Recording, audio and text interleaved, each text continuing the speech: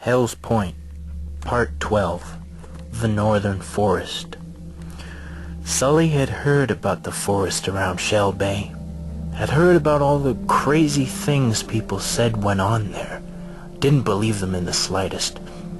Sully was an old hand at camping and hiking, almost 60, but he was young for his age, and had no problem spending weeks at a time hunting or fishing or foraging for berries or other undergrowth to eat.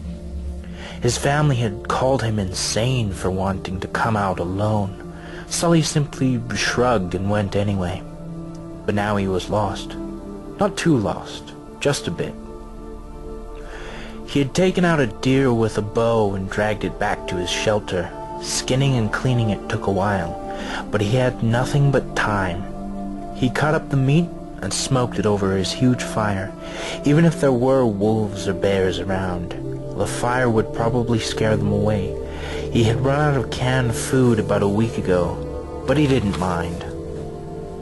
There was a creek nearby, so he had running water, and it was summer, so he could catch or find all the food he needed. He spent his days hiking and his nights staring into the fire. His family and friends would probably have been looking for him, but it was okay. He didn't mind. They had begged him to bring a phone with him, but that wasn't camping, not real camping. He wanted to disconnect from the modern world, not be tied to it. He loved the whisper of the wind through the trees in the daytime, or even at night when the stars surrounded him like a blanket of fireflies. This was just the way he liked it. It began to seem like every day he was becoming more and more a part of the forest himself. More and more it whispered to him, as though it beckoned him to go deeper and deeper inside. Sully could feel the pull of the forest, and obliged it gladly. He was making his way through gullies and brush and trees.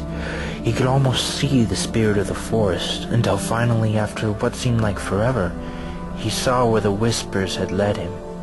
"Is this it?" he asked the forest.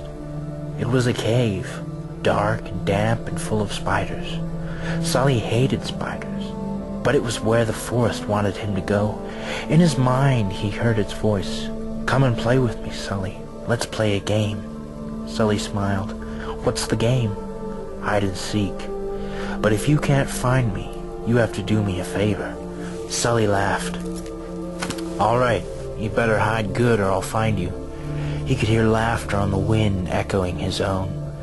"Come and find me, Sully." Sully turned on his flashlight and walked down into the darkness to find the spirit of the forest.